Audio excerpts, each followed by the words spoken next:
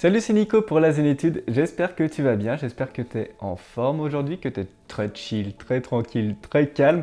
Aujourd'hui, nous allons parler de comment sortir de la peur de l'échec.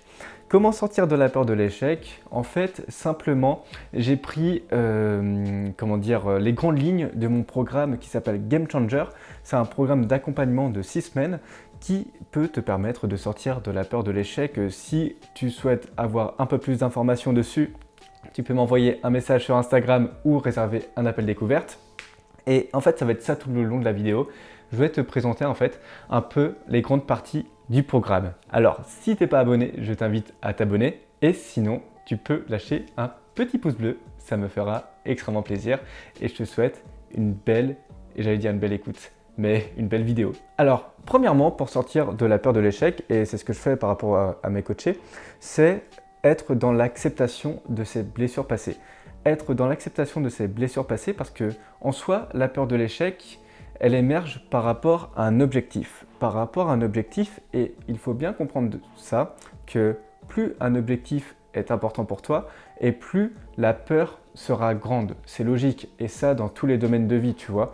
Par exemple, moi, c'est pas forcément dans le domaine entrepreneurial, c'est plus dans le domaine situation amoureuse, où c'est vraiment important pour moi d'être épanoui dans mon couple, alors j'aurai des peurs un peu plus importantes, tu vois. Et du coup, en fait, il faut déjà prendre conscience de ça, qu'il y a une part d'acceptation de ces peurs, une part de reconnaître ces peurs, et d'autre part d'accepter ces peurs. Et pendant les 2 premières semaines du programme, c'est vraiment ce côté acceptation et reconnaissance des peurs pour enlever justement ces croyances et ces blocages limitants. Ensuite, après la reconnaissance des peurs, nous passons directement à la gestion du stress. À la gestion du stress, pourquoi? Parce qu'en fait, le stress fait partie de notre quotidien. Et il y a pas mal d'études scientifiques qui démontrent que plus tu as une vie stressante et plus tu as une vie épanouissante. Tu n'as qu'à repenser, tu sais, par exemple, au phénomène tu as quelque chose où tu es super anxieux, tu sais pas trop quoi faire, mais à la fin, tu y arrives. Ça peut être passer un oral, ça peut être par exemple aborder, prospecter un client, ça peut être vraiment pas mal de choses. Moi, je m'en souviens, j'ai déjà vécu cette situation, au début de la zénitude, où j'allais justement prospecter, où j'allais justement présenter mon projet. En fait, à l'époque, c'était devant des chefs de département universitaires, et j'allais présenter mon projet. Alors mon pote, j'étais super stressé, j'étais super anxieux, et moi quand je stresse c'est archi drôle, tu sais, parce que j'ai le visage rouge tout d'un côté et je suis tout blanc de l'autre, enfin bref, je suis en PLS quoi, ça se voit direct à ma gueule. Et du coup, en fait, c'est apprendre à gérer le stress, et à se dire que le stress c'est cool, c'est chill, c'est tranquille, et le stress peut t'aider à performer. Et pendant tout le programme, c'est vraiment t'aider justement à performer grâce au stress. Ensuite, après l'acceptation et la gestion du stress, il y a une grosse part de prendre confiance en soi, prendre confiance en son potentiel, prendre confiance en ses capacités. Parce qu'il y a une phrase dans le bouquin Plus malin que le diable de Napoleon Hill, je t'invite vraiment à le lire, c'est vraiment intéressant, dans un bouquin de développement personnel.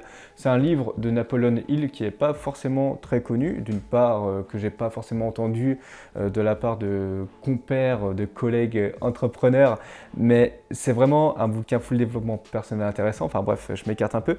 Mais dans ce livre, en fait, c'est écrit que que la nature a horreur du vide, et que si tu nourris pas ton cerveau d'esprit positif, de pensées positives, alors il y aura forcément des pensées négatives. Pourquoi? Parce que la nature a horreur du vide. Et prendre ça en compte dans la peur de l'échec, c'est vraiment se dire que remplacer la peur de l'échec par de la confiance en soi, par de la certitude, par une foi inébranlable dans la réussite de ton projet ou dans le changement que tu as par rapport à ton objectif. Et c'est vraiment travailler cette étape pure mindset grâce à des études psychologiques et du développement personnel. Et ensuite, les 2 dernières semaines du programme, après avoir fait déjà ce gros travail qui est vraiment intense, intéressant, très sexy et qui peut vraiment changer pas mal de monde, c'est se dire que ok, voilà, je suis déjà au top maintenant, on va passer encore plus au top.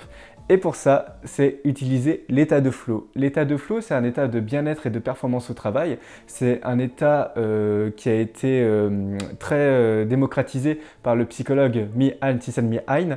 Genre, moi personnellement, je suis un vrai passionné de l'état de flow. Et en fait, vers la fin, c'est vraiment apprendre à mettre en place dans la vie du coaché, à apprendre à mettre en place l'état de flow. Et apprendre à mettre en place l'état de flow, ça commence par quoi? C'est comment utiliser son intuition. Par intermédiaire de l'intuition, c'est une perception, mais comment être sûr de faire le bon choix.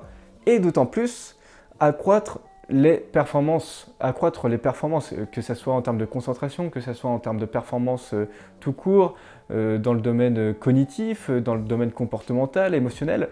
Qu'est-ce que ça veut dire être performant?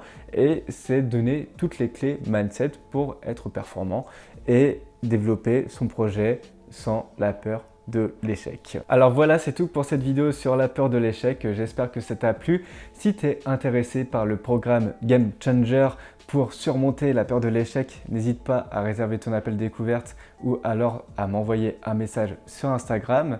Sinon, tu peux t'abonner, tu peux partager la vidéo, tu peux mettre un petit pouce bleu comme la couleur de mon t-shirt. C'était Nico. En attendant, sois chill tout en te donnant à fond dans tes projets et je te dis à la prochaine. Allez, ciao!